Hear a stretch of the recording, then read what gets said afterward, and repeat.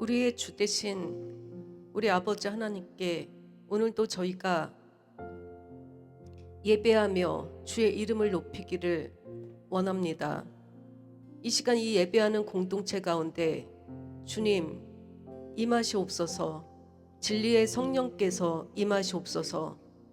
이곳에서 저희가 주의 이름을 부르며 주님을 찬양하며 춤추며 나아가오니 이 예배가 하나님 이 땅에서 이 장소에서 이 예배가 올라갈 때 이곳에 주의 공의가 임할 것을 예수님의 이름으로 믿음으로 선포합니다. 그래서 우리가 예배하는 이 교회 가운데 주님의 공의와 주의 말씀과 주의 진리가 임하며 이 교회를 넘어서 이 지역과 우리가 예배하는 이 나라 가운데 하늘에 하나님의 영이 강하게 임하며 이 나라 가운데, 이 땅 가운데, 이 민족 가운데 주님의 공의가 강하게 임할 것을 예수님의 이름으로 선포하며 나아갑니다. 오늘 예배 가운데 우리 가운데 주님을 사랑하는 마음이 더 증가하게 하시며 우리의 부르심대로 예배자로서 기도자로서 우리가 서게 하시기를 예수님의 이름으로 요청하며 나아갑니다. 주의 거룩한 나라, 주님의 통치가 이 교회와 여기 예배하는 모든 성도들과 성도들 가정 가운데 임할 것을 예수님의 이름으로 요청하며 나아갑니다. 이전에 있었던 저희가 아니라 오늘 예배를 통하여서 저희 한 사람 한 사람의 영이 새로워지게 하시며 저희 한 사람 한 사람의 혼과 모든 생각이 완전 새로운 것으로 바뀌며 새로운 옷을 입으며 새로운 신을 신고 달려나가게 하시옵소서. 우리가 미처 생각하지 못한 영역에서 모든 영역에서 하나님 아버지 굽었던 것들, 썩었던 것들, 고장난 것들이 새로움을 있게 하시며 하나님 아버지 우리가 미처 알지 못했던 모든 영역이 새롭게 오늘 다시 한번 새로움을 입을 것을 예수님의 이름으로 선포하며 나아갑니다. 오직 주 예수 그리스도의 이름만이 오늘 높임을 받으시오며 이 나라 이 땅에서 예배하는 모든 교회 공동체가 주의 이름을 높일 때, 주님을 찬양할 때 이 땅에 하나님의 뜻과 하나님의 나라가 임할 것을 예수님의 이름으로 요청하며 나아갑니다.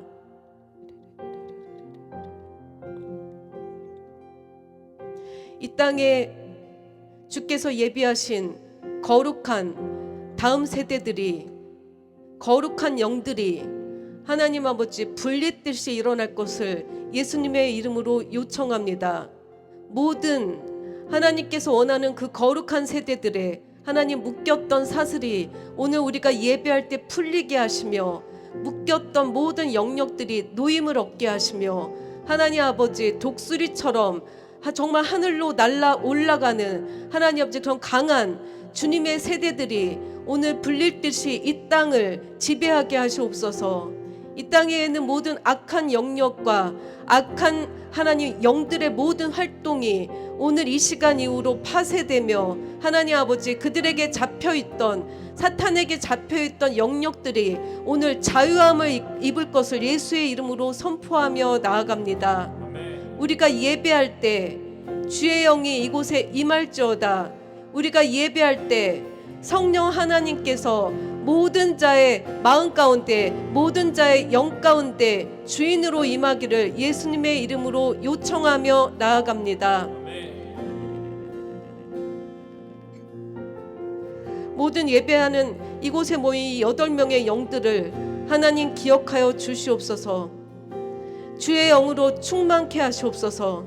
성령 충만함을 입어서 하나님 아버지 우리의 입으로 선포하는 모든 말들이 주님의 공의가 모든 말들을 통하여서 주의 공의가 선포되게 하시며 하나님 우리가 행동하는 모든 그 행동을 통해서 발걸음을 통해서 하나님 아버지 우리가 있는 모든 영역에 변화가 있게 하시며 모든 영역에 거룩함이 임하게 하여 주시옵소서.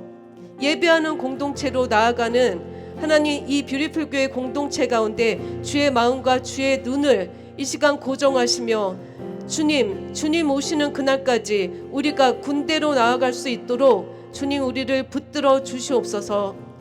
예수님의 이름으로 기도하였습니다. 아멘.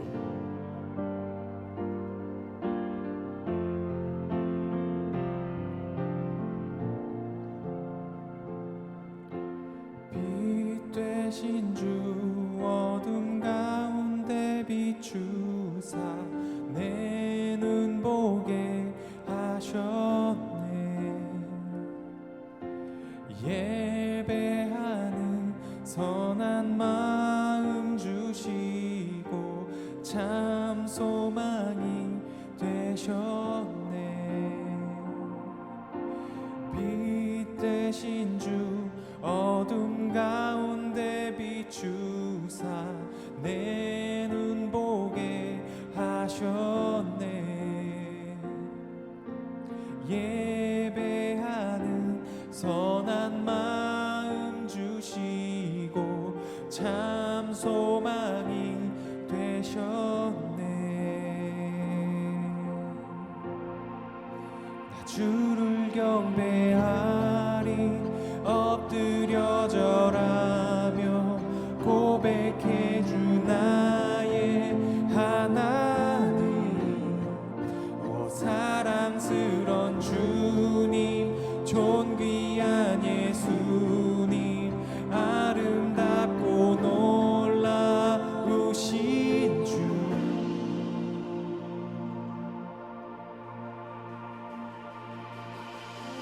만유의 주 높임을 받으소서. 영광 중에 계신 주 겸손하게 낮고 천한 이 땅에 사랑으로 오신 주. 주를 경배하리 엎드려 절하며 고백해 주 나의 하나님. 오 사랑스런 주님 존귀한 예수님 아름답고 놀라우신 주. 주를 경배하리 엎드려 절하며 고백해 주 나의 하나님. 오 사랑스런 주님 존귀한 예수님 아름답고 놀라우신 주. 알 수 없네 주의 은혜. 내 죄 위한 주 십자가 다 알 수 없네 주의 은혜. 내 죄 위한 주 십자가. I will never know how much it costs to see my sin upon that cross. I will never know how much it costs to see my sin upon that cross.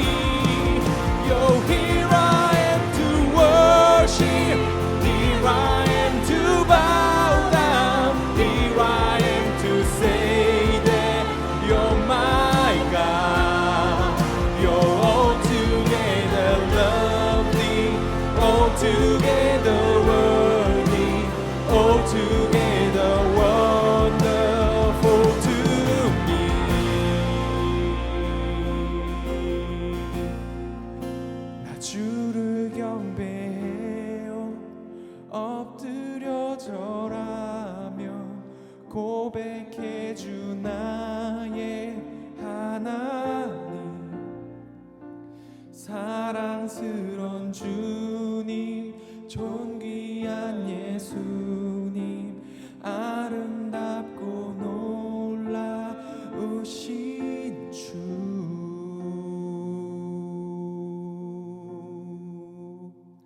아멘. 우리의 빛 되신 주님, 주님만을 우리의 온 마음 다해 찬양합니다. 아멘. 아멘.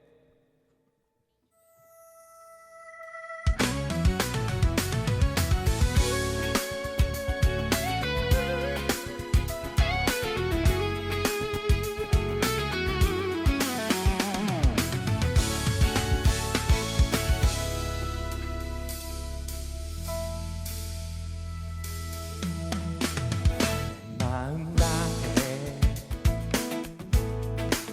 주 이름 찬양해, 주 사랑 기뻐 말로 다 못하네. 주 앞서가며 길을 만드시네. 오직 내 갈망 영원히 주 찬양. 내 맘에 힘이 되신 주, 영원한 빛이 되신 주, 내 모든 호흡이 주의 행하심 찬양해.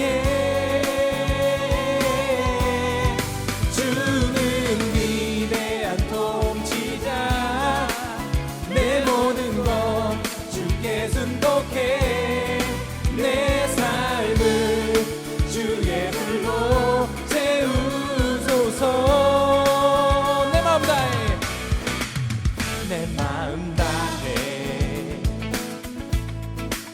주 이름 찬양해. 주 사랑 깊어 말로 다 못하네. 주 앞서가며 길을 만드시네. 오직 내 갈망 영원히 주 찬양. 내 맘에 힘이 되신 주, 영원한 빛이 되신 주, 내 모든 호흡이 주의 행하심 찬양해.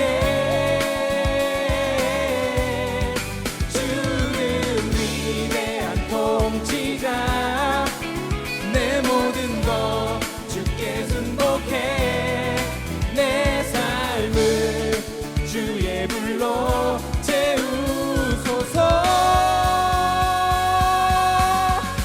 내 맘에 힘이 되신 주, 영원한 빛이 되신 주, 내 모든 호흡이 주의 행하심 찬양해. 주는 위대한 통치자, 내 모든 것 주께 순복해. 내 삶을 주의 불로 채우소서.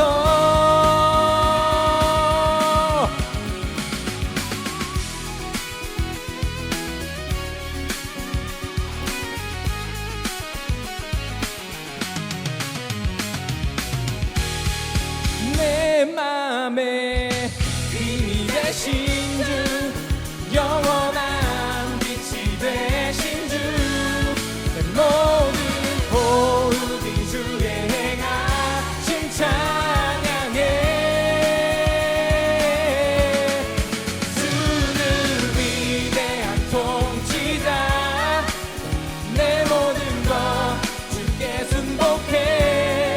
내 삶을 주의 불로 채우소서.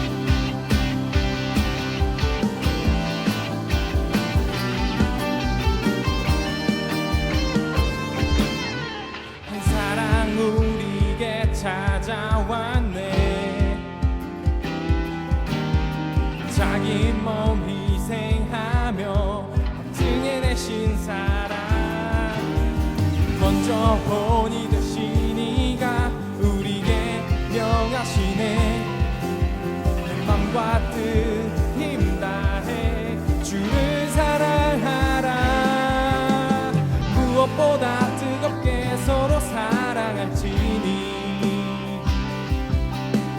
사랑이 모든 것을 덮어주네 사랑 가운데 우리 온전히 살아갈 때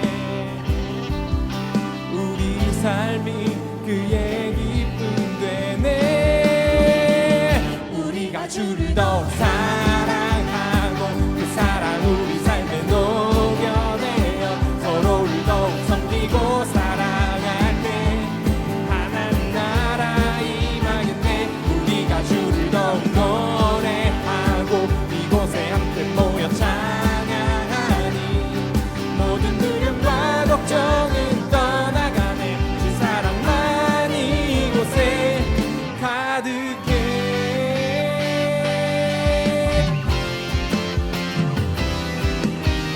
한 사람 우리에게 찾아왔네 hey, hey. 자기 몸 희생하며 확증해내신 사랑 먼저 본이 되신 이가 우리에게 명하시네 네 맘과 뜻 힘 다해 주를 사랑하라 무엇보다 뜨겁게 서로 사랑할지니 사랑이 모든 것을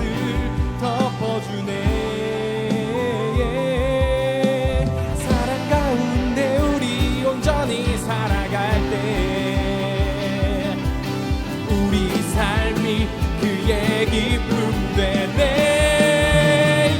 우리가 주를 더욱 사랑하고 그 사랑 우리 삶에 녹여내어 서로를 더욱 섬기고 사랑할 때 하나님 나라 임하겠네 우리가 주를 더욱 노래하고 이곳에 함께 모여 찬양하니 모든 두려움과 걱정은 떠나가네 주 사랑만 이곳에 가득해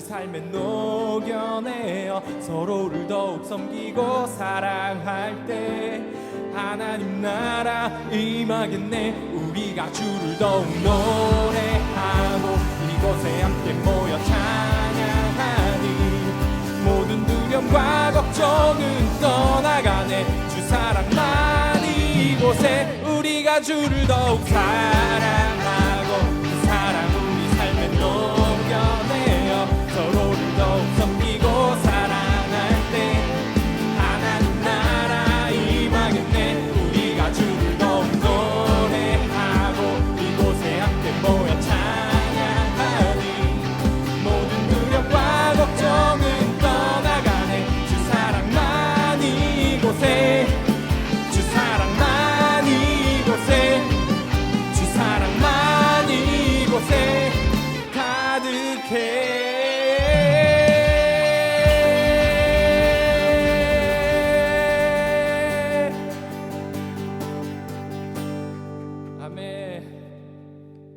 주님, 우리가 오직 주님만을 사랑하고 우리가 서로 사랑하는 뷰티풀 교회가 되기 원합니다. 아멘. 주님의 그 사랑을 우리가 주님께 올려드리기 원합니다. 세월이 지나도 당신의 사랑은 영원한 은혜 저의 반석이죠.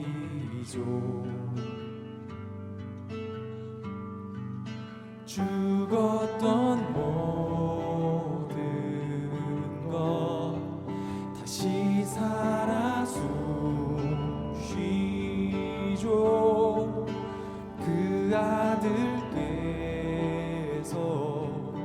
어둠 비추죠. 당신이 행하신 일 찬양해요. 이것이 우리 노래 주 사랑해요. 온 마음 다해 오직 당신만 경배해요. 희망 없는 집 없는 고아들 잃었던 자들 주 품으셨죠.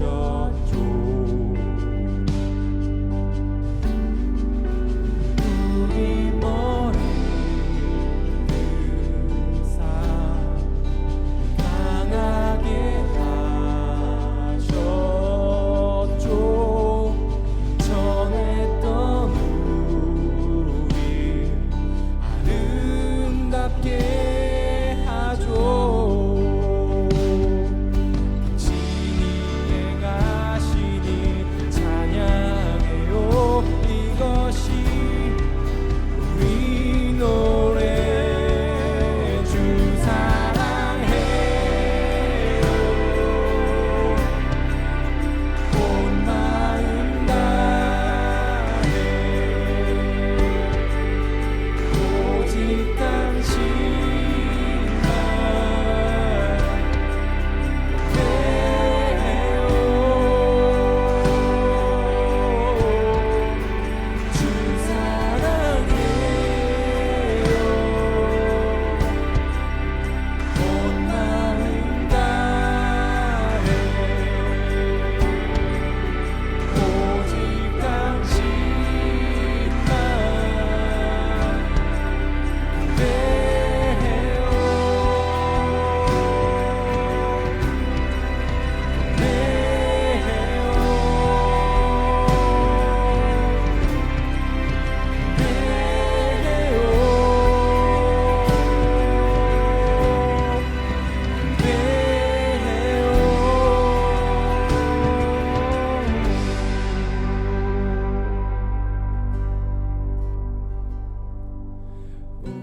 우리 사랑 우리 헌신 주 발 위에 다 부어요.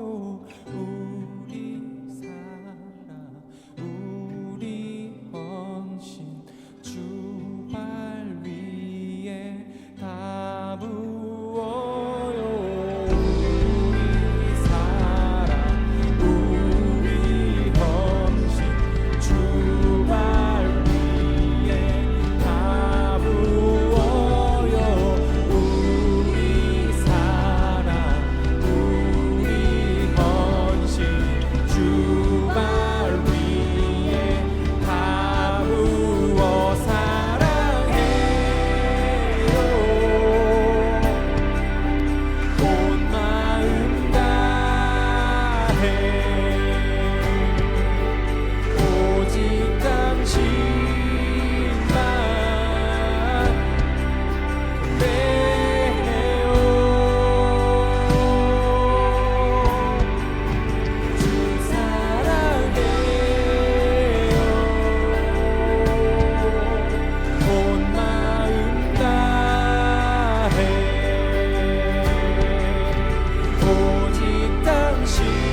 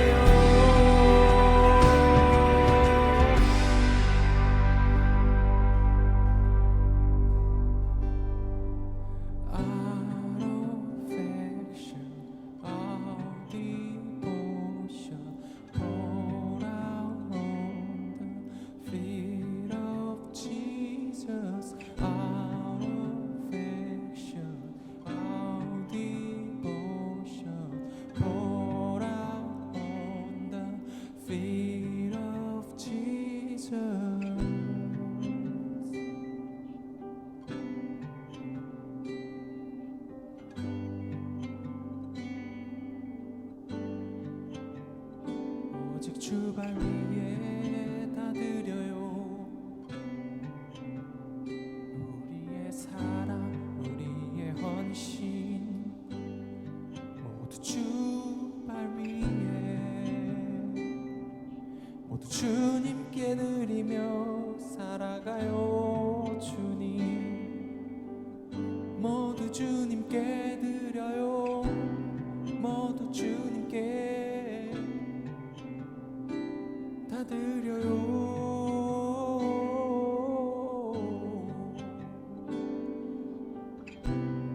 주님께 다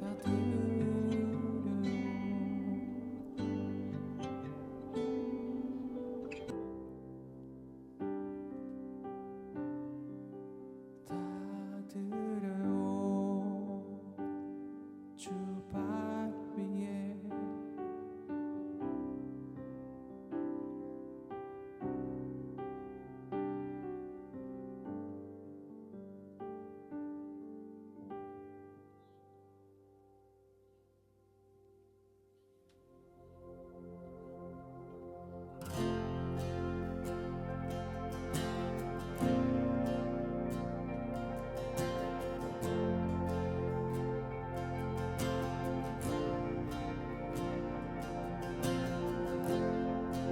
저희가 부르는 모든 노래와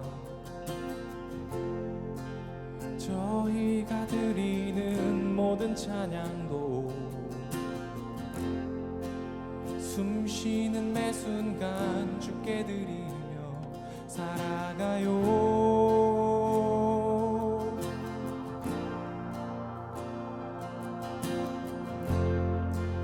모든 이름 위에 뛰어나신 주,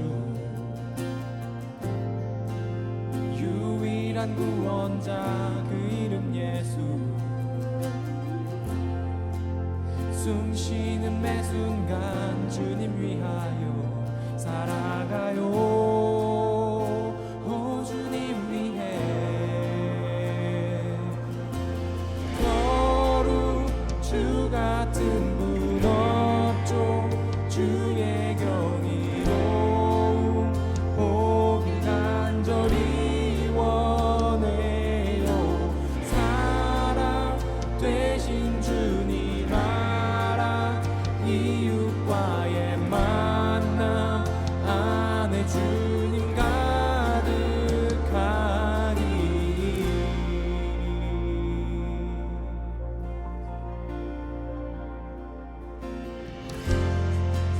저희가 부르는 모든 노래와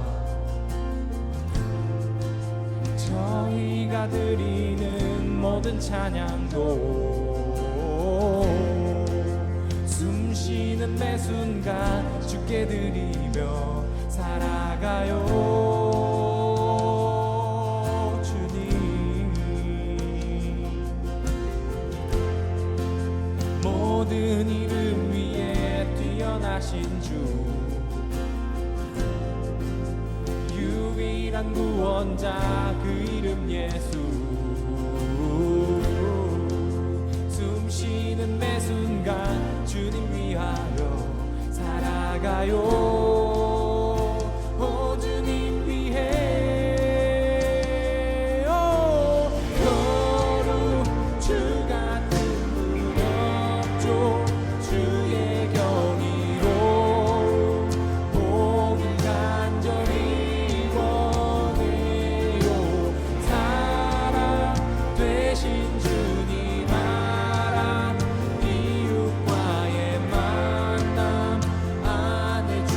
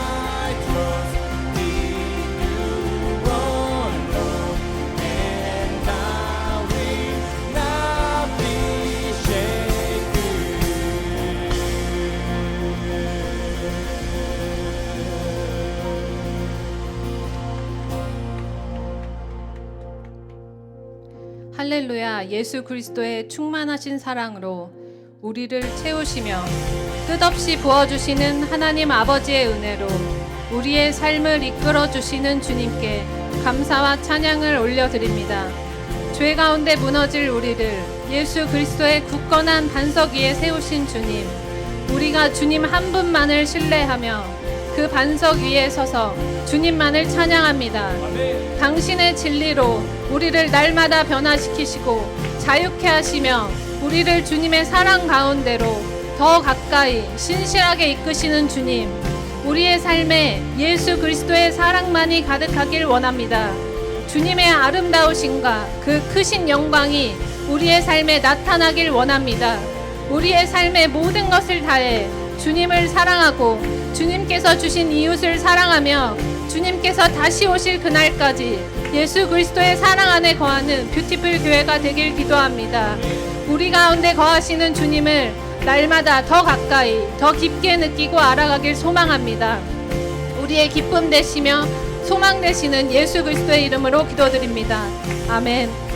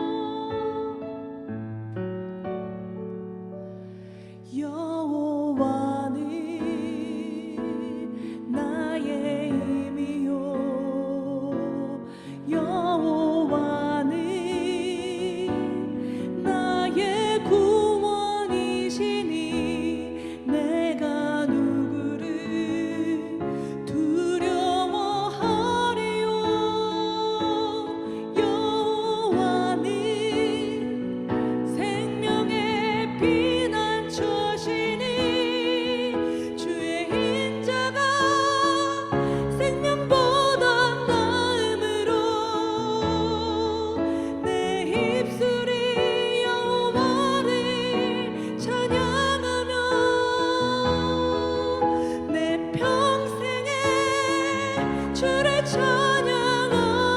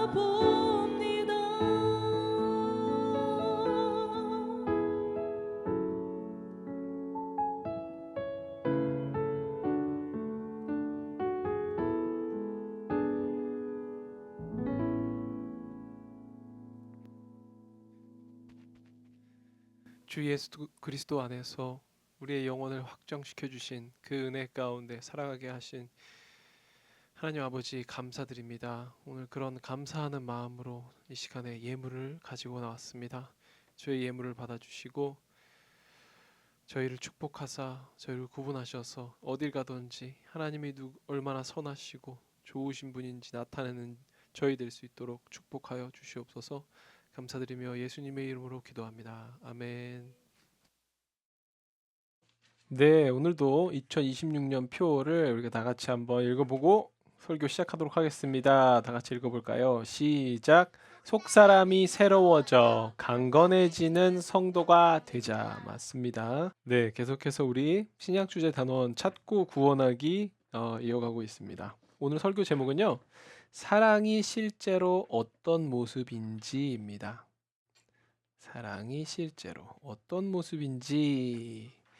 우리가 사랑을 해야 되는데 그게 도대체 어떤 모습이냐라는 것을 한번 구체적으로 제시해주는 그런 말씀을 우리가 오늘 살펴보고 어떻게 하면 하나님께서 정말 기뻐하시는 사랑을 우리가 함께 하나님과 동참할 수 있을까? 그거를 살펴보도록 하겠습니다. 그래서 가족 주제는요, 사실 뭐 갖고 오늘 얘기하냐? 이웃 사랑하기로 오늘 이야기하는 것입니다. 오늘 본문 말씀은 누가복음 10장 25절에서 37절 말씀이고요. 다 같이 교독해 보도록 하겠습니다. 어떤 율법 교사가 일어나 예수를 시험하여 이르되 선생님, 내가 무엇을 하여야 영생을 얻으리이까?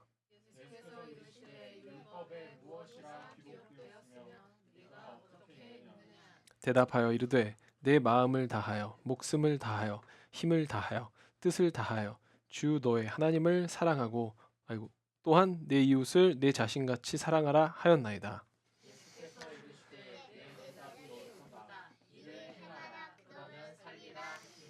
그 사람이 자기를 옳게 보이려고 예수께 여짜오되 그러면 내 이웃이 누구니이까?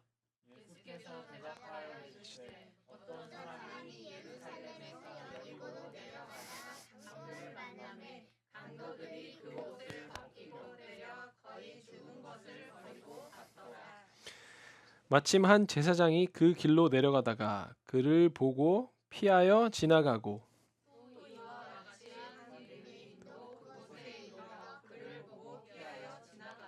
어떤 사마리아 사람은 여행하는 중 거기 이르러 그를 보고 불쌍히 여겨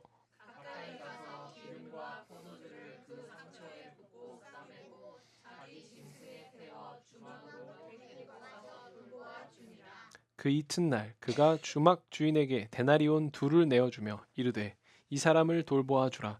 비용이 더 들면 내가 돌아올 때에 갚으리라 하였으니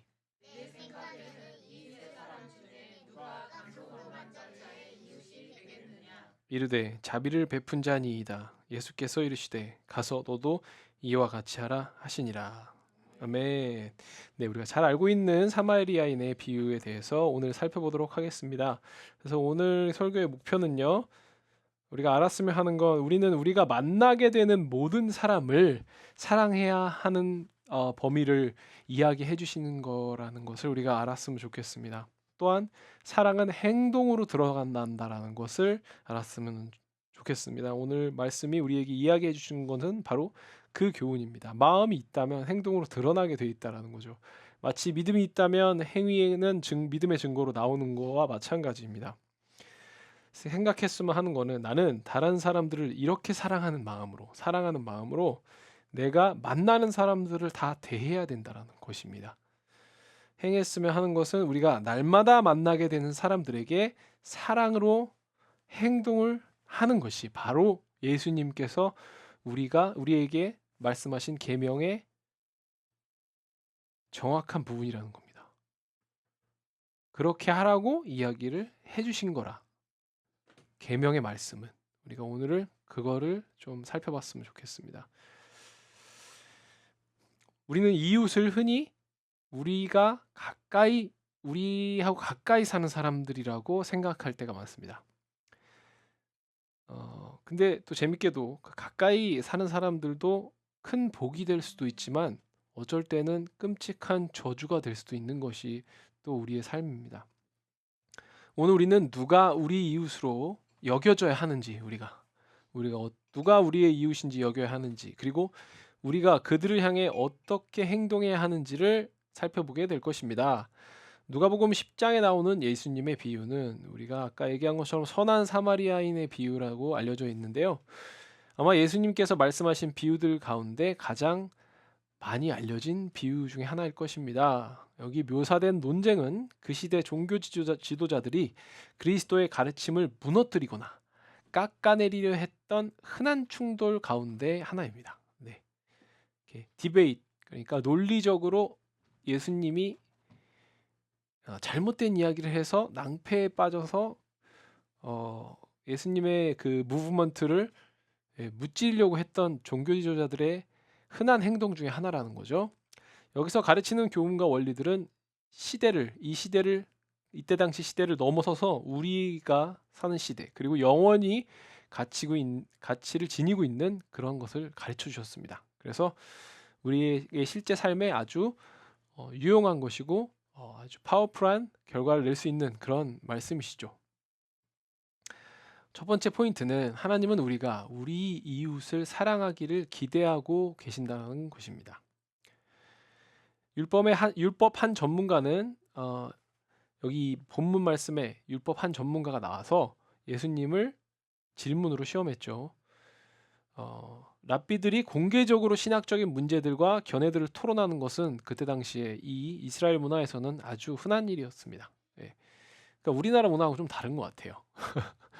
이 사람들은 서로 자기들의 신학적인 문제들을 서로 부딪히는 거에 대해서 아주 흔하게 가지고 있는 그런 문화를 가지고 있었습니다. 그러나 이 특정한 질문은 예수님께서 율법과 모순되는 말씀을 하시도록 끌어내려는 시도였는데, 그런 거는 또 흔한 일은 아니죠. 이거는 되게 악의를 가지고 하는 질문이었습니다. 그는 곧 예수님을 시험하고 그분을 시험대에 세우려는 것이었습니다. 어떤 학자들은 그 질문이 그냥 단순히 예수님의 견해를 알아보려는 시도다라고 얘기하는 사람들도 있지만, 사실 그 동기들이 주님을 깎아내리려 하는데 동기를 가지고 있었다라는 것은 더 분명하고 그 의견이 좀 더 설득력이 있습니다. 실제로 29절은 그 사람이 자기 자신을 옳게 보이려고 했다고 누가복음은 전하고 있습니다. 29절을 보면 그렇죠? 옳게 보이려고 예수께 여짜오되 이렇게 나왔습니다. 이런 동기로 예수님께 질문한 일은 또 처음도 아니었고 또 마지막도 아니었습니다. 질문 자체는 정당할 수 있었지만, 그죠? 영생을 어떻게 얻습니까? 진짜 궁금해서 물어보는 게 아니라는 거죠. 그 질문의 동기는 궁금해서 물어보는 게 아니라 뭔가 잘못된 이야기를 바라고 악의를 가지고 물어본다라는 거죠.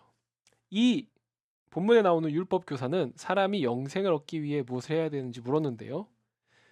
이것은 누가복음 18장 18절에 나오는 부자 관리가 했던 질문과 같은 질문입니다. 전형적인 유대식 방식으로 예수님은 그 율법 전문가를 다시 율법으로 돌려보내시며 율법이 뭐라고 말하는지 되물으셨습니다. 율법 전문가 아니냐 너? 율법이 뭐라더냐? 네가 얘기해봐라. 이렇게 물어보셨어요.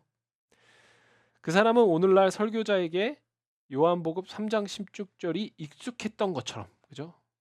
하나님이 세상을 이처럼 사랑하사, 그 말씀이 우리에게 익숙했던 것처럼, 많은 설교자들에게 익숙했던 것처럼 자기에게도 익숙했을 두 구절로 대답했습니다. 그 율법 전문가가요. 굉장히 익숙한, 유대인이라면 다 아는 구절을 얘기했죠. 뻔한 얘기를 했다는 겁니다. 어떻게 보면 첫 번째는 신명기 6장 5절로 하나님을 가장 높이 사랑하라는 말씀이었죠. 그 말씀에 보면은 마음과 혼과 힘과 뜻에 대한 언급은, 그렇게 사랑하라고 하는 그 말씀은 겉만 그럴듯하게 율법을 따라서 사랑하는 것과 달리 진짜 하나님에 대한 사랑이 사람 안에 깊은 동기에서 나와야 되는 것을 이야기해주는 말씀이었죠. 신명기 6장 5절. 사랑이 작용해야 하는 바로 그 영역은 여호수아 22장 5절을 비롯해서 구약에서도 계속해서 반복해서 나타납니다. 이 말씀 자체가 어떻게 작동해야 하는지 설명을 되게 더 했더라고요. 22장 5절 보니까 그죠? 이미 한번 얘기했는 첫 번째 구절인데 그때부터도 뭔가 율법으로 이게 하나님 그 온 뜻 다에 뭐 힘다에 이게 그렇게 한 그 문자적인 뜻이 문자적으로 바뀌기 시작했는지 여호수아에서는 좀 더 뭔가에 야 그렇게 하는 게 아니라 마음으로 하는 거라고 그게 좀 더 설명이 됐어요. 보면은 사랑하고까진 똑같은데 그죠? 무한지 행하여 그의 모든 길로 행하고 그의 계명을 지켜 그에게 또 친근히 하고 마음을 다하여 성품을 다하여 그를 섬기라 이렇게 이런 게 또 이렇게 더 됐더라고요. 이렇게 사랑이 무엇인지 계속해서 구약에서 반복해서 나타나고 있습니다. 그 핵심에서 이 사랑은 얕거나 빈 것이 아니라 굳게 자리 잡고 헌신되어 있으며 사랑이라고 얘기하면은 상상할 수 있는 모든 부분을 아우르고 있는 사랑이라는 것입니다. 그 율법 교사가 언급한 자기가 대답한 두 번째 구절은 레위기 19장 18절로 거기서 성경은 우리가 우리 자신을 사랑하듯이 우리 이웃을 사랑하라고 가르칩니다.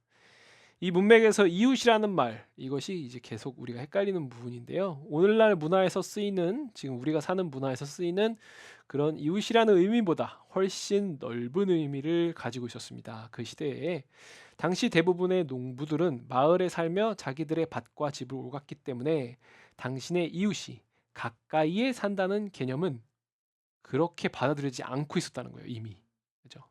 되게 밭과 밭은 저 멀리 있고 집은 여기 있기 때문에 이웃이 그냥 가까이 산다는 개념이 아니라 그 당시의 이웃은 한 사람이 일상적으로 접하게 되는 누구라도 이웃이라고 생각하고 있었다라는 것입니다.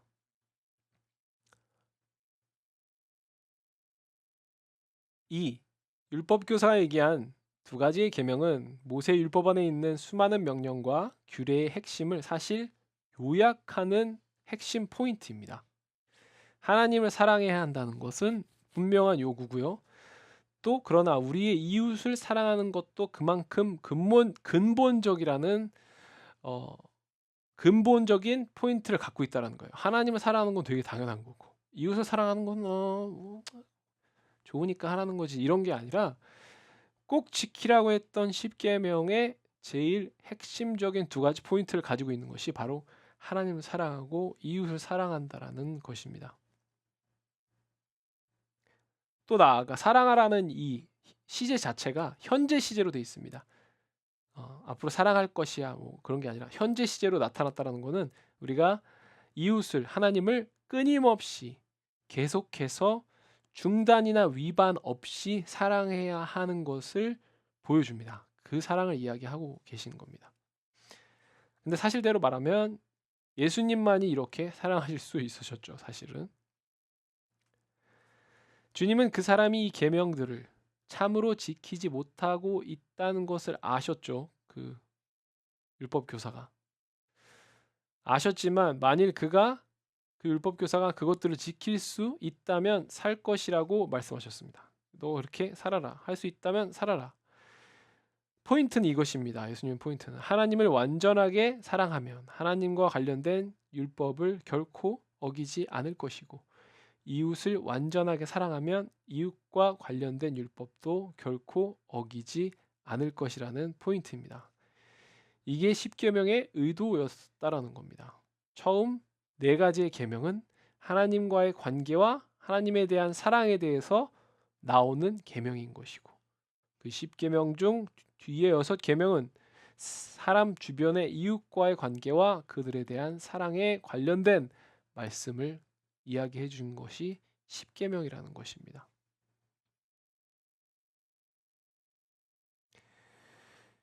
모세가 10가지의 계명을 받았잖아요. 그래서 율법의 두 돌판이라고 불렸다고 합니다. 10계명이 두 돌판. 왜냐하면 첫 번째 돌판은 첫째부터 4번째 계명에 하나님의 사랑을 반영하고 둘째 돌판은 마지막 6계명으로서 우리가 서로 어떻게 대하는지 다루고 있었다라고 합니다. 그러니까 확실히 10계명 전체를 이야기하는 것이죠. 네.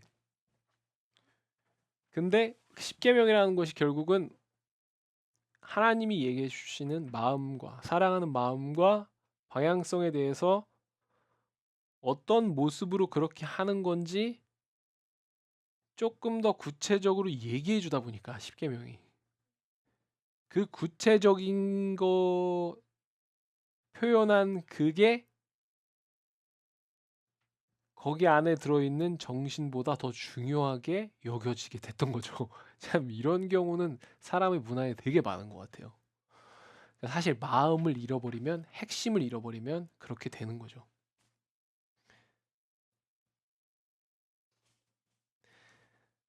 그래서 십계명을 통해서 하나님께서 우리가 살았으면 하는 것은 결국은 이웃을 사랑하는 것, 정말 마음을 다해서 사랑하는 것을 기대하고 계신다라는 것입니다. 오늘 말씀의 포인트가 첫 번째 포인트가 그래서 우리 적용해 보자면 다른 사람들을 사랑하는 일을요 상당히 높은 우선순위라고 우리가 여겨야 될 필요가 있다라는 겁니다. 우리가 어떻게 보면은 신앙생활 하다 보면은 우리의 사역, 뭐 비전, 또 하나님께 드리는 예배를 생각하다 보면은 이웃에 대한 컨셉이 사실 조금 뒷전에 놓는 경우가 굉장히 많다라는 겁니다. 근데 사실 예배를 제대로 드리고 더 하나님께 나아가다 보면 사실 이웃을 사랑하는 것은 거의 하나님을 사랑하는 것과 동일시되는 정도의 무게를 가지고 있다는 것을 하나님께서 그 마음을 주신다는 것을 우리가 알 수 있습니다.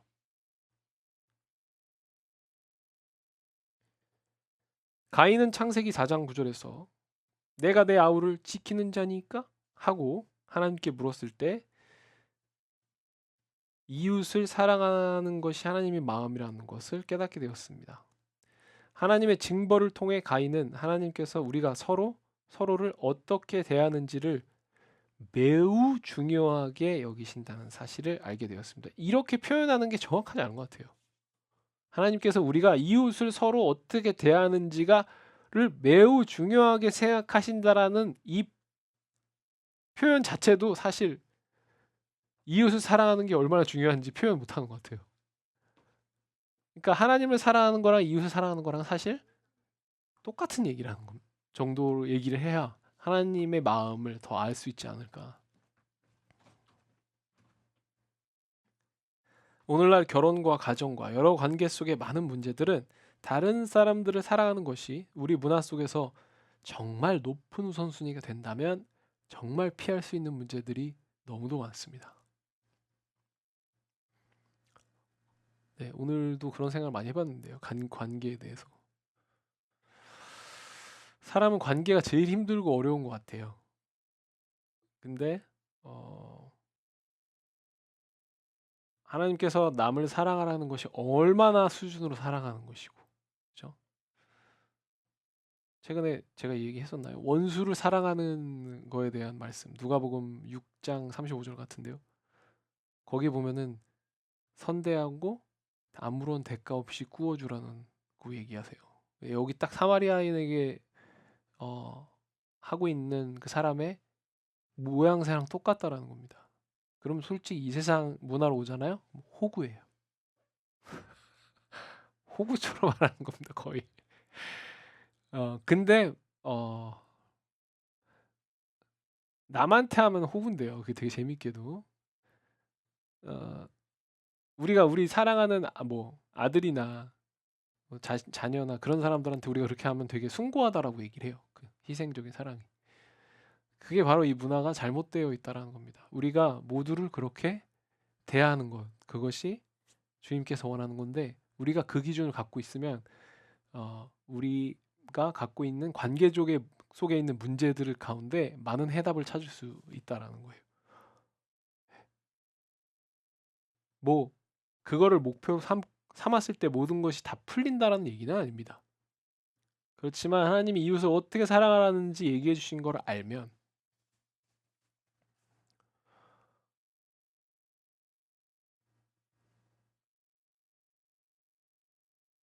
목표가 생기기 때문에 여러 가지 문제가 해결이 되긴 하더라고요. 왜냐하면 문제라는 것은 보면은 이런 거더라고요. 뭐 모르겠는 게 문제더라고요. 보면 관계에서 저 사람이 나한테 왜 이러는지 모르겠어. 내가 어떻게 해야 되는지 모르겠어. 내가 어떻게 하면 평안해지고 행복하고 기쁜지 모르겠어거든요, 사실 관계에서. 근데 이렇게 하면 평안하고 행복하고 기뻐집니다. 왜? 그걸 누가 만들기 때문입니까? 평안과 행복하고 기쁨이 내 안에서 만드시는 분이 하나님이 될 거기 때문입니다. 예. 어차피 내가 컨트롤해서 내가 어떤 관계에서든지 아니면 세상에 무엇이든지 내가 행복과 기쁨과 평안을 만들 수 없습니다. 그걸 하나님께 드리게 되는 조건을 갖추는 것. 그것이 계명인 거죠. 그죠? 우리가 그것을 지키면 하나님께서 개입하시고 우리가 하나님의 아들이라 불린다고 누가복음 6장에 나오더라고요. 그러면 지존자의 너가 아들이 되리라 이렇게 나오더라고요. 그죠? 그러면 지존자께서 다 개입하시게 되는 것이죠.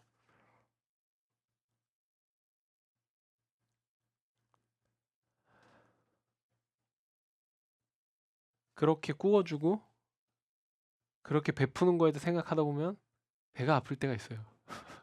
사람이니까 너무 불공평하다 이런 생각이 들 때가 있습니다. 근데 그건 또 영원한 큰 픽처를 못 보는 거죠. 그때 생각난 게 이런 거더라고요. 여러분 탕감받는 비유 있잖아요. 빚을 탕감받는. 빚을 다 탕감해 줬어요. 그죠? 근데 그 사람이 가서 어떻게 했습니까? 용서 안 했죠. 빚 내놓으라고 그랬죠. 자기한테 꿔준 사람한테. 그죠? 나쁘게 내가 탕감받은 것과는 다르게 했죠. 우리가 그 비유로 봤을 때 우리가 뭐라고 그럽니까? 그 사람한테. 진짜 파렴치한이라 그러죠. 그죠? 우리가 억울하게 느끼고 이건 불공평하다고 느끼는 순간 그리고 그 생각을 붙잡는 순간 내가 똑같이 파렴치한이 되는 겁니다. 왜? 우리가 뭘 모르는 겁니까? 우리가 탕감받은 정도를 사실 모르기 때문에 관계에서 불공평이라는 것이 일어났을 때 억울한 겁니다.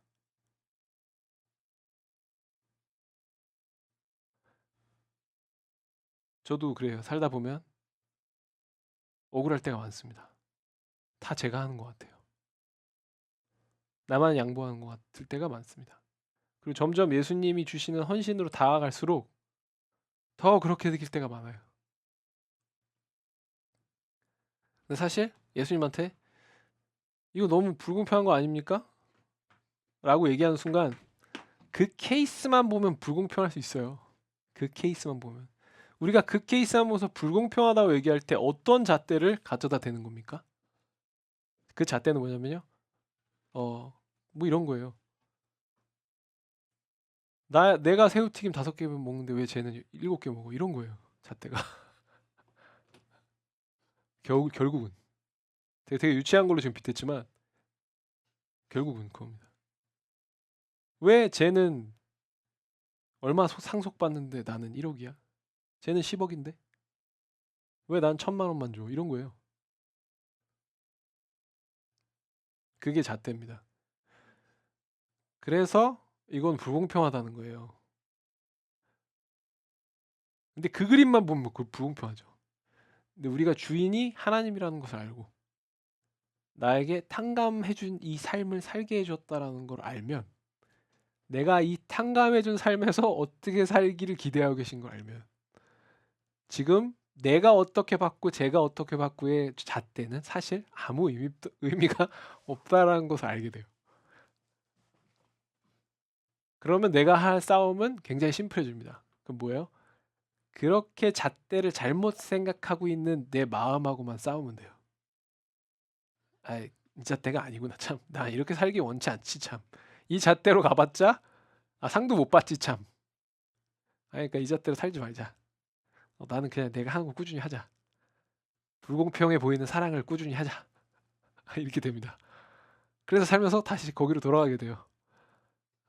또 마음에 그 뭐냐면요. 그러니까 뭐가 되는 거냐면 살면서 내 마음에 오는 사랑하는 법이 막 오잖아요. 하나님을 생각하면서 그것만 하면 돼요. 뭐 제가 얼만큼 했다느니 뭐 얘가 얼마큼 이게 아니라 그냥 내가 오늘 살면서 하나님이 지나갔는데 그 쓰러져 있던 사람을 도와주라고 마음이 왔잖아요. 그러니까 그 사람이 했을 거 아니에요. 그런 것처럼 나도 살면서 하나님하고 동행하면 야 네가 가서 좀 해줘. 야 그러지 말고 네가 일어나서 설거지 해. 야 네가 이런 마음이 이렇게 올라오거든요. 내가 할까? 내가 하면 하나님 기뻐하지 않으실까? 기뻐하시죠. 그거 하면 됩니다. 하면 힘들어요. 막 나만 하는 것 같은 생각 막 들어요. 근데 아이 무슨 그게 아니라 하나님이 하라고 해서 난 한 거고 오늘 이렇게 살면 되는 거구나. 그러면 나만 하고 제가 안 하면 이 세상이 어떻게 돼? 불공평하냐. 이런 거 하나님한테 맡기고 그런 싸움만 생긴다는 거예요. 예. 그 싸움이 단순해지는 거예요. 근데 만약에 이거 불공평하잖아요. 저도 이만큼 해도 이 싸움을 내가 하잖아요. 그럼 진짜 피곤해지는 거예요, 삶이. 그럼 어떻게 풀 수 있는 능력이 없거든요. 누가 상속을 얼마 가져가야지 이 땅이 공평해지고 누가 새우튀김을 몇 마리 먹어야 공평해지고 왜냐면 우리가 얘기하는 공평은 아무도 마음에 어펜드 안 되고 평화롭게 살았으면 하는 게 우리 마음이잖아요, 사실. 근데 그러면 새우를 5마리 다 똑같이 먹으면 되겠지라고 생각하지만 그렇게 안 됩니다, 세상은. 나는 너보다 몸무게 많이 나가는데 그런 게 어딨냐 부터 시작해서요. 말도 안 되는 게 나오기 시작하면 난 새우 안 좋아하는데? 넌 새우 좋아하잖아. 예, 알레르기부터 시작해갖고 그럼 내가 새우 좀 먹었으니까 네가 다음에 연어 많이 먹어 막 이러면서 말도 안 되는 일이 일어나요. 거기서 그걸 재가지고 행복과 평안과 기쁨을 만들어 보고자 하는 게 선악과를 먹은 사람의 저주예요. 절대 되지 않습니다. 예, 근데 우리의 싸움을 단순하게 만드는 거. 그렇죠. 사실 그렇기 때문에 이 길이 엄청 쉽고 짐이 가벼운 길이라는 거예요. 사실은 보면 그렇습니다. 이 진리를 알지 못하면요, 이 세상에 사는 게 얼마나 피곤한지 몰라요. 그리고 점점 사랑에 대해서 회의만 느끼고 나중에는 사랑이 없고 그냥 에라 모르겠다고 죽어버리는 게 인간입니다. 네. 그래서 두 번째 포인트로 가면 우리 이웃은 우리가 만나게 되는 모든 사람이라는 것입니다. 29절에서 이 율법 교사는 누가 이웃입니까? 라고 물음으로써 사실 진실하지 못한 마음을 드러냈다고 볼 수 있습니다. 누가 이웃입니까? 라고 얘기하는 이유가 뭘까요? 누가 이웃이라고 얘기해주면 내가 달려가서 열심히 사랑해야 되지, 이런 마음이었을까요? 아마 이런 걸 물어보기 시작하면 사실은 사람의 마음은 간단합니다. 내가 얘기하는 그 이웃 누구예요? 걔한테만 하면 되는 거죠? 이거예요. 사실 걔한테만 하면 되는 거죠. 그럼 영생 가는 거죠. 네. 한마디로 말해 누가 이웃으로 내가 인정해도 되는 거고 누가 이웃이 아닌지 무시할 수 있는지에 대해서 물어보는 것입니다. 이게 바로 선악과를 먹은 인간의 운영입니다. 기준을 내놓으라는 거죠. 그래서 내가 편하게 살 수 있도록. 즉 선악과의 포인트는 뭡니까? 내가 보기에 좋은 대로 하는 것입니다. 내가 보기에 누가 이웃으로 무시해도 되는지를 빨리 알아서 편하게 살고 싶은 거죠. 그죠?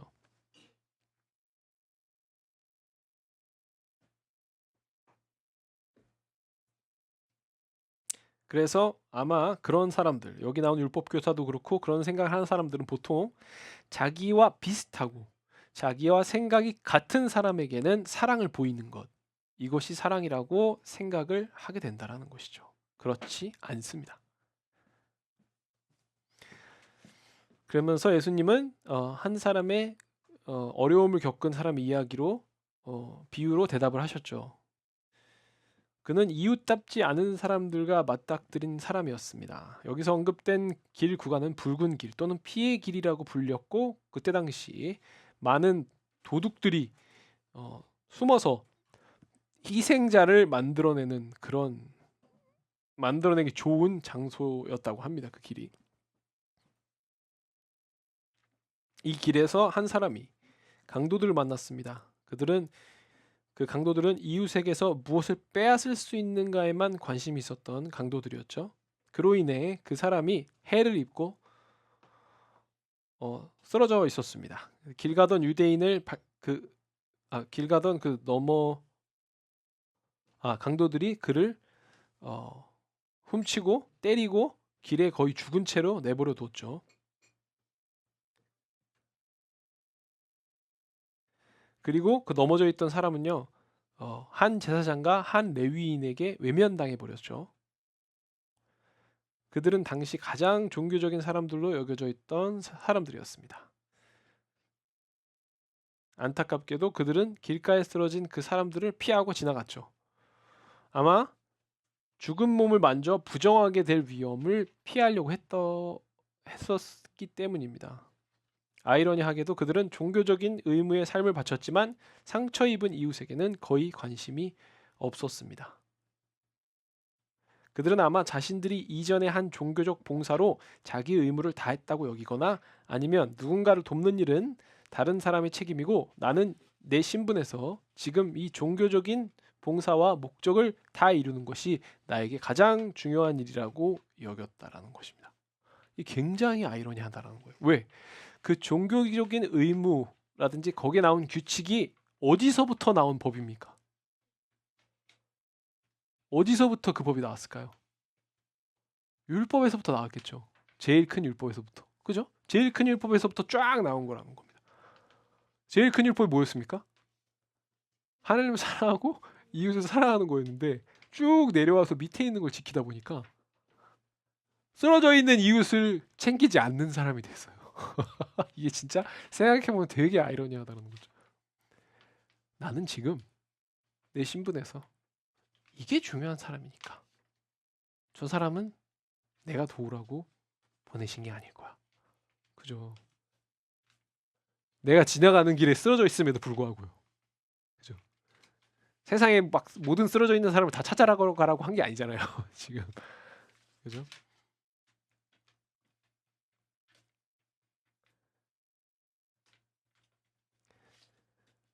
그 무시했던 사람들이 알지 못했던 것은 그 다친 사람을 향한 무관심이 곧 하나님도 참으로 사랑하지 않았다라는 증거가 된다라는 것을 몰랐다라는 것입니다. 우리에게 적용해 보자면 우리의 사역은 되게 중요하고 내가 하는 본분이나 내가 나아가는 비전은 되게 중요한데 이웃은 돕지 않는 거하고 좀 들어갈 수 있겠죠. 내가 하는 사역과 비전도 사실은 이웃을 돕기 위해서 존재한다라는 겁니다. 하나님을 사랑하고.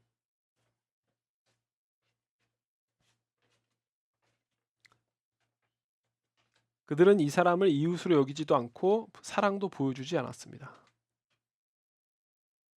이어지는 구절들에서 예수님께서 분명히 이야기해 주신 것처럼 우리의 이웃은 우리가 만나게 되는 누구나 우리의 이웃이 된다는 것입니다.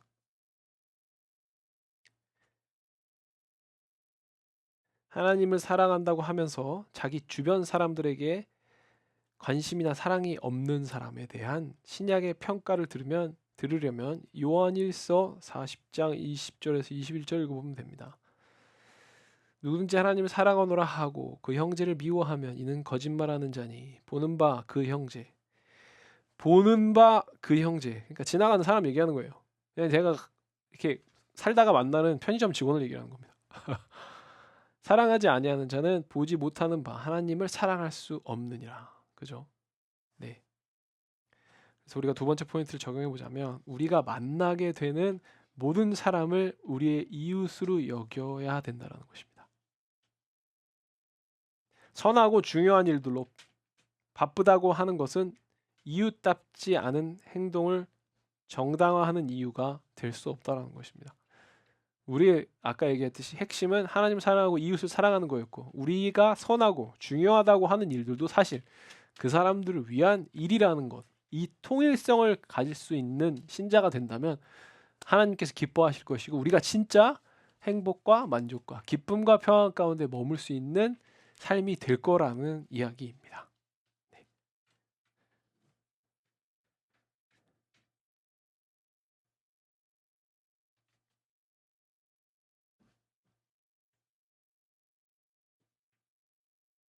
우리가 누군가의 필요를 무시할 때 실제로 일어나는 일은 우리가 아까 얘기한 선하고 중요한 일들로 이렇게 행동할 수 있어 라고 이야기해버리게 된다라는 겁니다. 누가 중요한 필요를 무시하게 되면요. 그렇게 얘기하는 거라는 거예요. 그들이 우리와 다르거나 우리가 그들을 돌볼 만큼 한가하지 않다라고 이야기하는 것입니다. 너보다 더 중요하고 다른 일이 있어. 하나님은 이렇게 얘기해버리는 거예요. 너보다 더 중요하고 다른 일들이 있어 나는. 난 그렇게 한가하지 않아. 하나님은 우리의 이웃들을 그분이 천국을 상속받고 그분과 함께 영원을 보내도록 지으신 특별한 사람들로 여기십니다.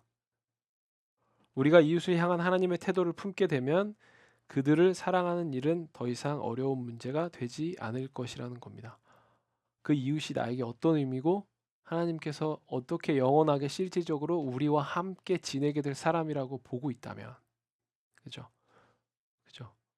우리가 천국 가서는 그런 생각을 많이 안 하는 것 같아요. 천국 가거나 나중에 천년왕국이 되면은 그때도 저 멀리 있는 사람은 나랑 상관없이 지내겠지 이렇게 생각하는 것 같아요. 그죠? 그런 생각이 있지 않나요? 저도 그렇게 생각했던 것 같아요. 거기 있는 수많은 성도들을 다 알게 될 것입니다. 그리고 수많은 성도들이 다 나한테 중요한 존재가 될 거예요. 그죠? 그렇게 생각하면 우리가 만나는 누구한테 베푸는 게 되게 중요하게 된다라는 겁니다. 세 번째 포인트로 넘어가보면 우리의 이웃 사랑은 행동으로 드러난다라는 것입니다. 33절에서 예수님의 이야기는 가장 예상 밖의 상황으로 넘어갑니다. 유대인들에게 사마리아인 만큼 원수처럼 여겨지는 사람도 없었기 때문입니다. 사마리아인이 지나가고 있다는 사실 자체로 이미 좋은 일로 여겨지지 않았습니다. 유대인들한테 사마리아인이 지나면 재수가 없는 거예요. 그러나 주님의 비유에서는 그 사마리아인만이 이 다친 나그네를 돕기 위해 멈춰설 만큼 충분한 관심을 가진 사람이었다라는 겁니다. 사마리아인만이 그렇게 관심을 가진 사람이 되어버렸어요. 예수님께서 그 사마리아인의 마음을 설명하기 위해 쓰신 단어는 불쌍히 여김이라는 단어인데요. 이는 마태복음 9장에서 예수님께서 목자 없는 양 같은 무리를 보셨을 때 사용된 바로 그 단어입니다. 그것은 깊은 애정과 속에서부터 올라오는 연민, 곧 마음 깊은 곳에서 우러나는 자비를 나타내는 말이었습니다. 제사장들과 레위인과는 달리 그 사마리아인은 바로 그 불쌍히 여기는 마음 때문에 그 사람을 돕기 위해 멈췄다라는 것입니다. 이 유대인들과 사마리아인들 사이에 이 적대감이 있는데요. 그 적대감은 이 비유의 중요성을 이해하는데 매우 큰 역할을 한다는 것을 우리가 기억할 필요가 있습니다. 유대인과 사마리아인의 적대감. 그것은 결국 족장 시대까지 거슬러 올라가는 오래된 증오였다는 겁니다. 그 갈등은 왕국이 두 나라로 나뉘고 사마리아가 북왕국, 곧 이스라엘 수도가 되었을 때 더욱 뚜렷하게 드러났습니다. 후에 이스라엘이 아수르에게 멸망한 뒤에 그 땅에 남은 사람들은 아수르 사람들과 그들이 데려온 이주민들과 서로 통혼하고 결혼하고 하기 시작했습니다. 이것은 신명기 7장 3절에서 5절에 나온 본문에서 나온 것처럼 금지된 일이에요. 근데 북이스라엘, 북왕국, 이스라엘 이었고 유다, 남유다가 있었잖아요. 북이스라엘 수도가 사마리아가 됐을 때 그때 아수르에게 멸망하고 통혼하기 시작했다는 거예요. 그 뒤로 유대인들은 사마리아인들에 대한 미움이 더 심해졌다고 합니다. 그들은 사마리아인들을 종종 개들, 잡종들이라고 불렀습니다. 어떤 자료들에 따르면 사마리아인들은 예루살렘 성전의 재건을 돕겠다고 제안했다라는 기록이 되어 있는 자료들도 있다고 해요. 성전 재건했을 때. 근데 그들의 이교적 부정함 때문에 무례하게 거절당했습니다. 유대인들이. 아니야. 너네 재수없어. 이렇게. 그죠? 이게 사랑이 아니었다는 거예요. 아직도 그때 성전을 재건하면서도 그러니까 나는 성전 재건이 되게 어이가 없지 않아요, 여러분? 그러니까 사람들이 성전 재건했지만 그 성전 재건이 결국은 실패로 시작부터 실패였다는 거죠. 결국 진짜 성전 재건은 누가 하셨습니까? 예수님께서 하셨잖아요, 그죠? 게다가 사마리아인들이 그래서 자기들만의 성전을 짓기로 했을 때 두 편 사이의 긴장감은 더욱 커졌다고 합니다. 그들의 성전은 그리심이라는 산에 있었고 사마리아인들은 자기들의 산이 주님의 거하시는 곳이라고 자랑하고 막 그랬다고 합니다. 신약 시대에 이런 적대감이 계속되었고요. 요한복음 4장에서 예수님께서 선한 유대인이라면 잘 지나가지 않을 사마리아를 통과하시다가 한 사마리아 여인을 만났잖아요. 왜? 그래서 우리의 조상은 이 산에 예배드리라고 하는데 뭐 이런 얘기를 해가지고 예수님께서 참된 산에 대해서 얘기해 주시고 참된 예배드리는 곳에 얘기하신 그 말씀, 그것도 역시 그런 배경이 나와 있습니다. 아까 얘기한 대로 불쌍히 여김이라고 얘기했던 34절에서 37절에서 그 불쌍히 여기는 과정에 대해서 주님은 사마리아인의 긍휼을 보여주는 이 6개의 동사를 사용하셨습니다. 34절부터 37절까지 그는 갔습니다. 그는 싸매었습니다. 싸맸어요. 기름과 포도주를 부었고 그는 그 사람을 자기 나귀에 태워 짐승에 태워서 그렇죠? 여관으로 데리고 가서 돌보아 주었습니다. 그죠? 이렇게 6개의 구체적인 동사를 쓰셨습니다. 이 모든 표현은 그 사마리아인이 감정적으로 깊이 연루되어 있다라는 것을 보여줍니다. 이 행동들이 진짜 감정의 진위성과 감정의 깊이를 보여준다라는 겁니다. 그는 그 사람을 진심으로 불쌍히 여겼습니다. 그러나 그는 단지 감정과 느낌에 머물지 않았습니다. 그렇죠? 사람의 상처를 치료하기 위해 자기 자원을 기꺼이 들였습니다. 그는 여관 주인에게 값을 치르기 위해 자기 돈을 썼고요. 그 사람을 자기 나귀에 태웠고 그것을 자기가 직접 걸어갔습니다. 자기는 걸어갔다는 얘기죠. 이 사람을 태우고. 그는 자기 하루를 내어주었고요. 시간을. 그리고 상처 입은 그 유대인을 돌보기 위해 앞으로의 시간까지도 드리겠다고 약속을 했습니다. 여관 주인에게. 이건 최소한의 돌봄이 아니었습니다. 이건 오히려 최대한의 돌봄이었다라는 겁니다. 그렇죠? 이렇게 불쌍함을 가질 수 있고 사랑을 베풀 수 있는 인생이 제일 벅차고 행복한 인생이 아닐까 그렇게 생각이 됩니다. 이 구조에는 사마리아인의 모든 것이 들어갔다는 점을 보게 됩니다. 그의 눈, 그의 마음, 그의 발, 그의 손, 그의 생각, 그의 시간, 그의 소유, 그의 나귀, 그리고 그의 돈이 모두가 들어가서 이웃을 본 적도 없는 이웃을 사랑했다는 거.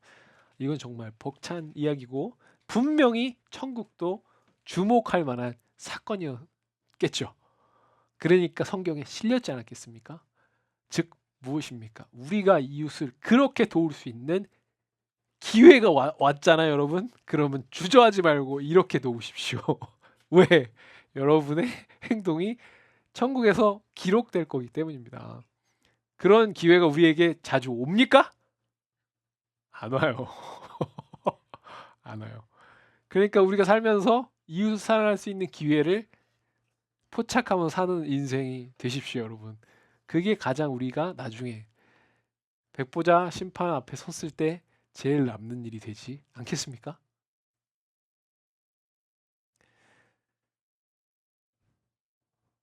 그 사마리아인은 상처 입은 사람의 가장 좋은 유익을 위해 행동함으로써 자기 일정보다도 어떤 편견보다도 그 다친 사람을 더 중요하게 여겼습니다. 36절에서 예수님은 28절에 주셨던 그리스도의 지시로 그 젊은 사람을 다시 이끌어가는 질문을 던지심으로 이 비유의 핵심을 분명히 하셨습니다. 그 물어본 사람들한테 얘기를 하는 거죠. 핵심을 얘기해 주는 거죠. 그 질문은 누가 이웃이 되어 주었느냐라는 것입니다. 물어봤죠. 그랬더니 그 사람이 대답을 했고요. 그 긍휼을 보이는 사람이 이웃이죠. 이렇게 얘기를 했죠.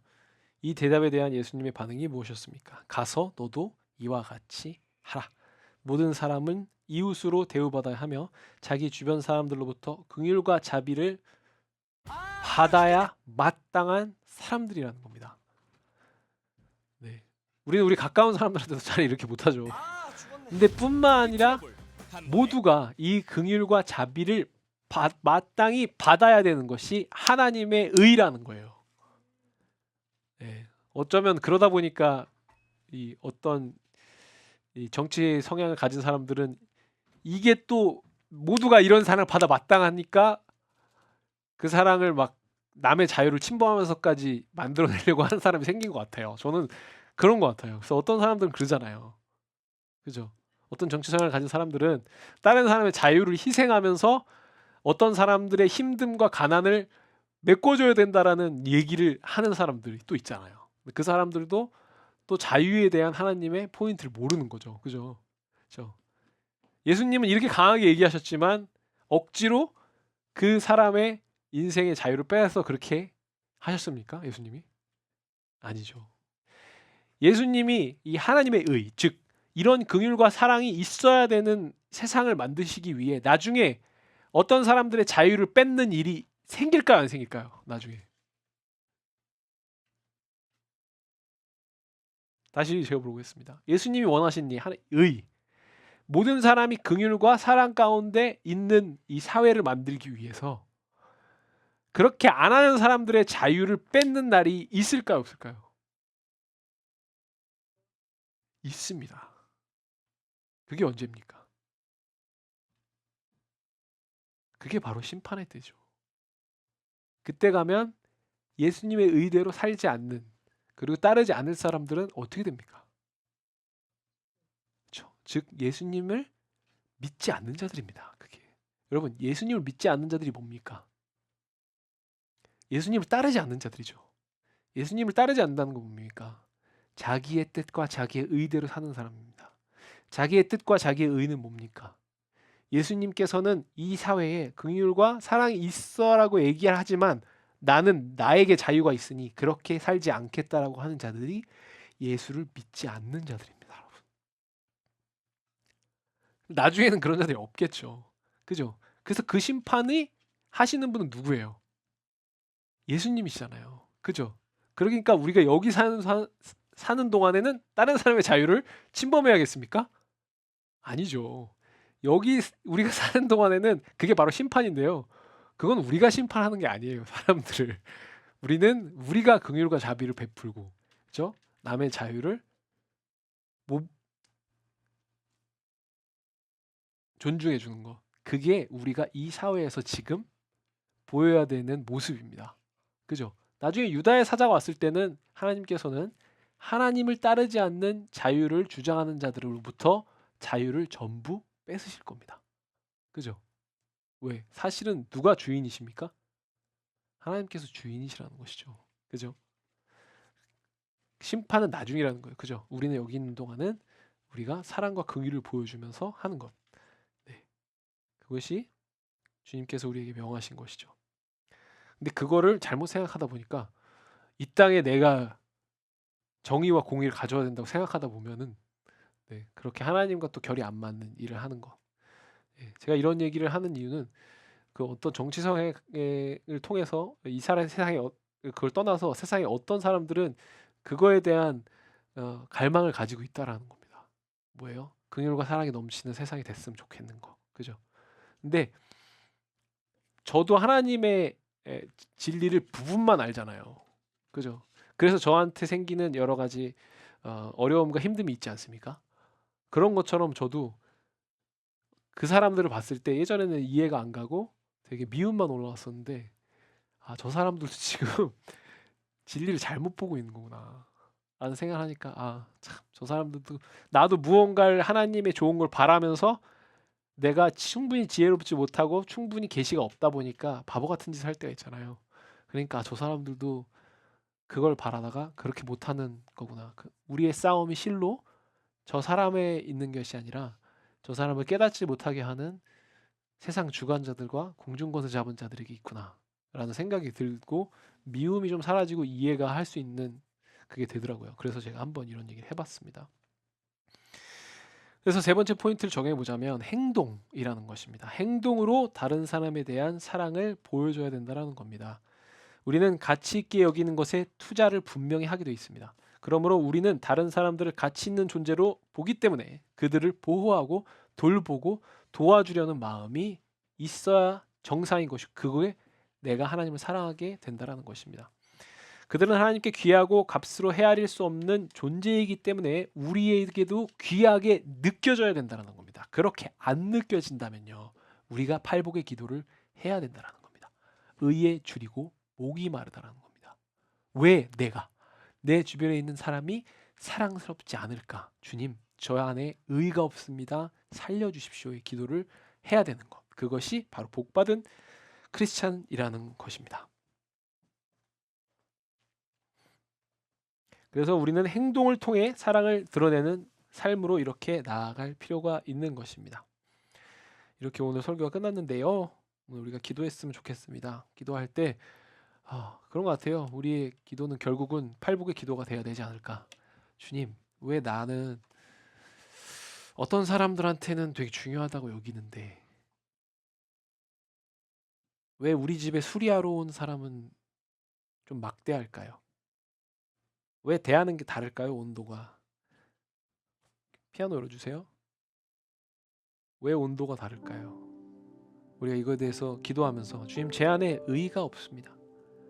의에 줄이고 목이 마르는 것은 바로 예수님의 긍휼과 사랑이 모든 사람 가운데 있어야 되는 하나님의 의의가 내 안에 없기 때문입니다. 주님, 저를 불쌍히 여겨주시고 제 안에 하나님의 사랑과 당신의 의의가 가득한 제가 돼서 진정과 신령의 진정의 예배를 드리는 제가 되기를, 거룩한 산자가 되는 인생이 되기를 바랍니다. 주님께 그렇게 기쁨이 되기를 원합니다. 저희 가운데 부어주세요. 우리가 이 시간에 기도하면서 나갔으면 좋겠습니다. 기도하겠습니다. 주님, 주님의 사랑이 무엇입니까? 주님의 의의가 무엇이겠습니까?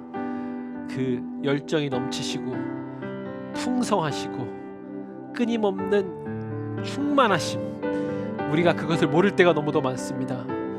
그래서 우리가 부분적으로밖에 몰라서 우리 마음속에도 불만족이 되고 우리 마음속에서 불안이 되고 주님, 그 안에서 평안치 못한 우리 자신을 우리가 압니다. 우리 기도합니다. 내 안에 하나님의 의로 가득 채워주소서. 하나님의 사랑으로 가득 채워주시옵소서. 당신이 어떤 분이신지 더욱더 계시해 주시고 더욱더 깨닫게 해주시옵소서. 우리가 인생의 모든 해프닝과 일어나는 일 가운데 당신이 우리에게 가르쳐 주려고 하시는 것은 그거밖에 없으실 것이 분명합니다. 주님, 하나님의 사랑이 무엇인지 알게 하시고 이웃을 어떻게 사랑하며 사는 삶, 그 축복의 삶, 그 충만한 삶이 무엇인지 깨닫도록 우리가 이 시간에 울부짖습니다. 우리 마음속에 주님께 기도합니다. 주님, 내 마음이 알게 하여 주시옵소서. 제 마음이 뜨뜻미지근하여 이래도 되고 저래도 되는 그런 마음에서 벗어날 수 있게 하시며 당신의 이 충만한 사랑을 위해서 부르짖을 수 있는 제가 될 수 있도록 주님, 저희를 인도하여 주시옵소서. 저희 마음을 인도하여 주시옵소서. 뷰티풀 교회를 불 일듯이 일으켜 주시옵소서. 주님, 그것이 바로 하나님을 사랑하고 이웃 사랑하는 계명을 지키는 일이 될 것임을 이 시간에 고백합니다. 주님, 저희를 인도하여 주시옵소서. 힘을 주시옵소서. 주님, 우리 시간에 주기도문으로 이 순서를 마치겠습니다. 하늘에 계신 우리 아버지여, 이름이 거룩히 여김을 받으시오며 나라의 임하옵시며 뜻이 하늘에서 이룬 것 같이 땅에서도 이루어지이다. 오늘날 우리에게 일용할 양식을 주옵시고 우리가 우리에게 죄지은 자를 사하여 준 것 같이 우리의 죄를 사하여 주옵시고 우리를 시험에 들게 하지 마옵시며 다만 악에서 구하옵소서. 대개 나라와 권세와 영광이 아버지께 영원히 싸움나이다. 아멘.